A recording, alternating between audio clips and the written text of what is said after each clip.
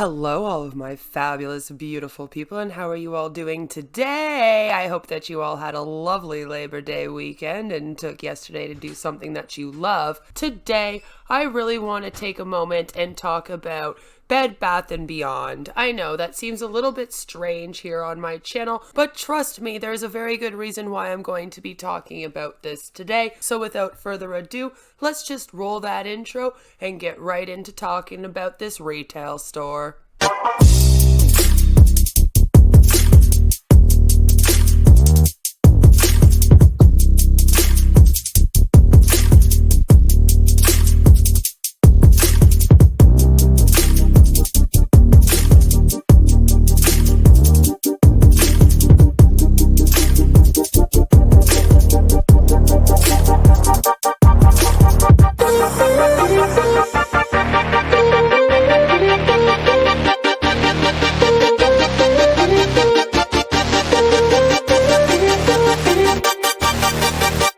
Here is the Bed Bath & Beyond website. As you see, they're having a huge sale, which will seem funny to you in a minute. They are having up to 80% off. They're having a warehouse clear out event. Everything seems to be on sale. They are a retail store that sells everything for your bed, your bath, and beyond. So in other words, a little bit of everything, as you see here. Bed Bath & Beyond is a huge retail store. It operates in the US, Canada, Mexico, Puerto Rico. It was founded in 1971 and it's counted among the Fortune 500 and the Forbes Global 2000. In 2019, Bed Bath & Beyond operated in about 1,530 stores in all 50 U.S. states, as well as the District of Columbia, Puerto Rico, and here in Canada. In addition to more than 1,000 Bed Bath & Beyond stores, the company also operated about 280 cost-plus world markets, 100 Bye Baby stores, roughly 80 Christmas tree shops and other related brands, and more than 50 Harmon stores. But due to the COVID-19 pandemic, the company announced it would close over 200 stores in the next 2 years. That's about 21% of the stores they have open. In January of 2021, they announced that they would stop selling MyPillow, citing poor sales. The announcement came in the wake of the January 6th U.S. Capitol attack and MyPillow CEO Mike Lindell's efforts to overturn the 2020 presidential election, and amidst similar announcements by Kohl's and Wayfair. So there was a lot going on to go against them at this time. Throughout 2021 and 2022, Bed Bath & Beyond was targeted as a meme stock by retail investors. In March of this year, former CEO of Chewy, Ryan Cohen, sent an open letter as part of a Schedule 13D filing to the board of directors, calling for Bye Baby to be sold or spun off at a favorable valuation. Subsequently, Bed Bath & Beyond reached a deal to give Ryan Cohen 3 board seats in exchange for his cooperation and the creation of a committee to execute his proposed plan. And then in July of 2022, FCM BBBY Holdings LLC, managed by Jake Freeman, also sent an open letter as part of a Schedule 13G filing, asking the board of directors to consider their proposed plan to reduce Bed Bath & Beyond's debt and improve liquidity through a convertible bond insurance. On September of this year, we started to have some problems on September 2nd, and that brings us to what I want to talk about now. But first, let's just rewind back. Remember, I'm a time traveler. And talk about 2019 one more time. A lot of people seem to believe that Bed Bath & Beyond ended up having problems because of COVID. However, on April 29th of 2019, as you see here, Forbes released this article that said, Bed Bath & Beyond is damaged, but not beyond repair. Haha, clever like that. They say here that by all outward appearances, Bed Bath & Beyond is in trouble. The company's operating margins have dropped precipitously, and stock is off 80% from its all-time high. 3 activist investors with a combined 5% stake in the company are inserting themselves. The 2 founders have been asked to step down, and the board is being overhauled. What happened to this one-time darling of big box retail? In short, not enough. They claim here that the company has been having a lot of issues because of the internet and how the store was unable to adjust to the new environment and did not allocate the appropriate financial and intellectual assets to managing the change over to the internet. They did invest in developing an online channel, but any online-offline cohesiveness is virtually non-existent. And that is why this seemed to not work out for them. The website was known to be one of the worst places to shop. And people were claiming that when they did go to the store, it was very, very messy and things were not organized. They claimed that the existing stores felt too much like it was trying to mimic the internet,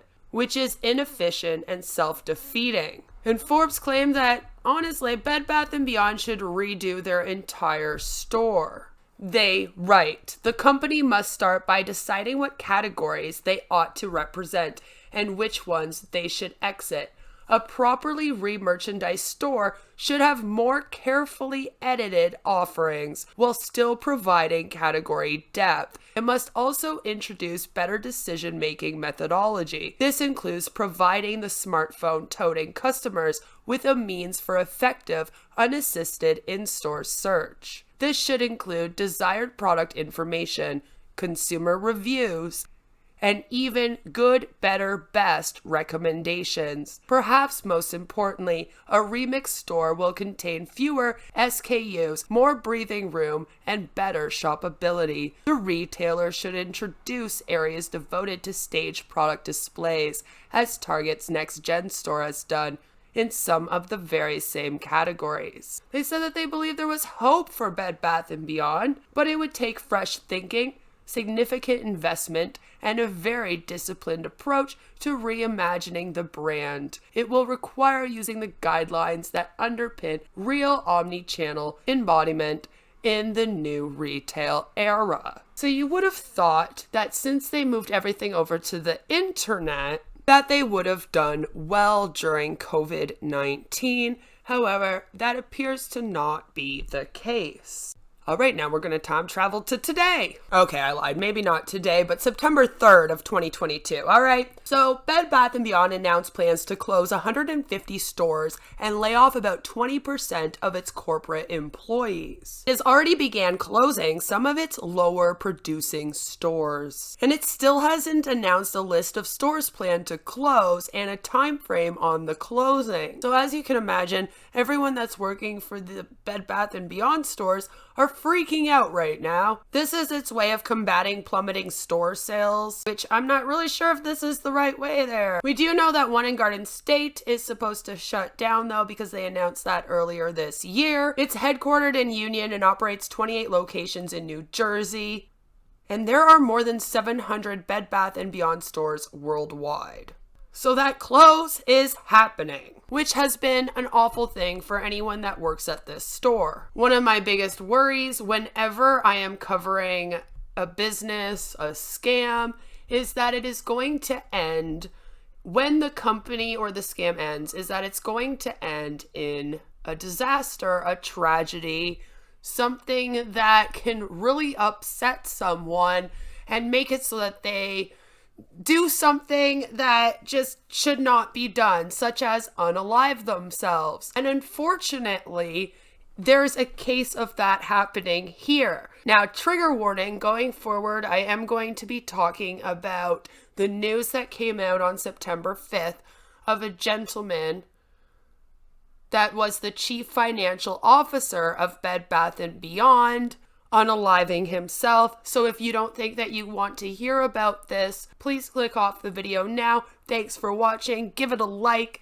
And I just want to talk about this because it shows what can happen when something drastic like this happens to a corporation. And then imagine what happens if an MLM shuts down, if a smaller scam shuts down. This is my worry. And unfortunately, on September 2nd, this came true. I'm going to be covering the CNBC article. As you can see, the news has been thinking that this is the reason why this happened. And CNBC says, the man who jumped from the 18th floor of the Jenga Tower in Manhattan, New York on September 2nd has been identified as Gustavo Arnal, the chief financial officer of Bed Bath & Beyond, a U.S.-based chain of retail stores, according to multiple reports. Calls regarding the jump came in around 12:30 p.m. on September 2nd, as per a New York Police Department NYPD spokesperson. And that's what the report said. The incident occurred just 2 days after the company announced plans to shut 150 of its roughly 900 stores and lay off 20% of its staff. So you can see we're getting different information about how many stores there are, so I'm not really 100% sure.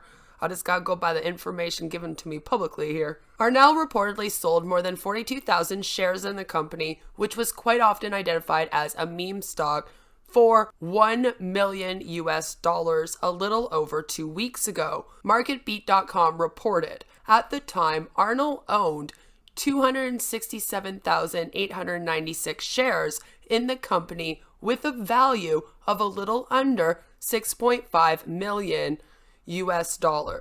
Arnal joined Bed Bath & Beyond in 2020 when the firm was already struggling because of the COVID-19 pandemic and the fact that everyone began shopping online.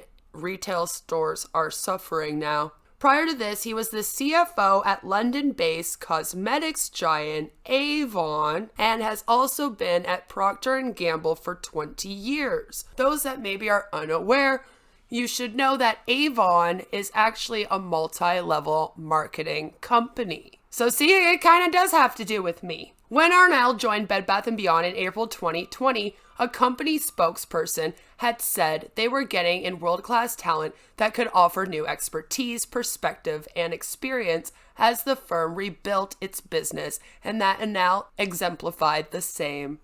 The company had added that Arnal's experience in delivering business transformation at leading firms, his knowledge of the consumer goods and retail space, as well as his drive and energy, which I'm sure he got from MLMs, would help accelerate its transformation plans. Bed Bath & Beyond has lately been seeing its fortunes falter, with Mark Triton, I don't know how to say that, its CEO, being fired in June after the firm's sales dropped 25% in the first quarter. It then hired an independent board director, Sue Guff, to replace him on an interim basis. Last week, Guff said the retailer was seeing a significant positive momentum, but as we know, they're shutting down a whole bunch of their stores, so I mean, how positive could that be?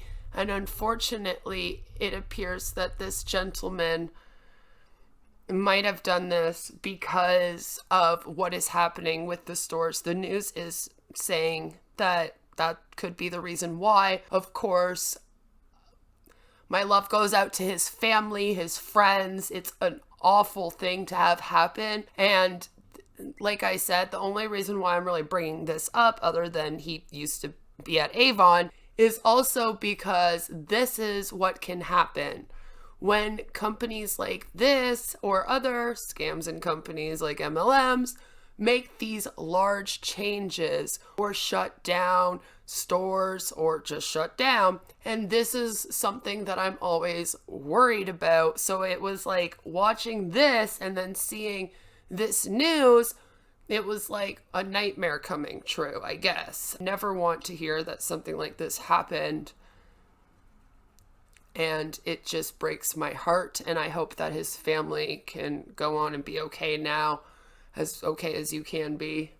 I'm just going to shut up now before I make this a hell of a lot worse. I just hope that now going forward, there are no more tragedies like this that occur because of these stores closing down. Unfortunately, it looks like thousands upon thousands of people are going to be losing their jobs this year, and that is never a good sign. If you do know somebody that works at one of these stores, reach out to them, make sure they're okay, because this is a little bit, unsettling.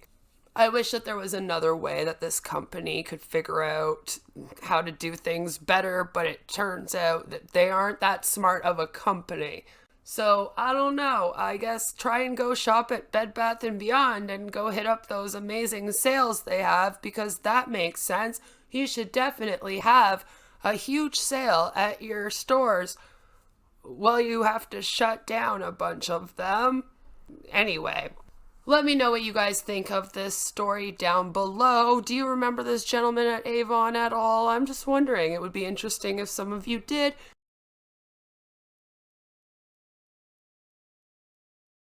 Please do give this video a like, subscribe if you are new here. I would love it if you joined our fabulous, amazing members. All of the beautiful people do. And you don't want to be ugly like the people that work at Bed Bath & Beyond and want to shut down a bunch of stores while they're having a sale. I don't understand why they're doing that. Is it just me? Let me know that too. And I'm going to see you all very, very soon. And it might be with another On Passive video because they released another song. Yay! Take care. Mwah. Bye! And don't work at Bed Bath & Beyond.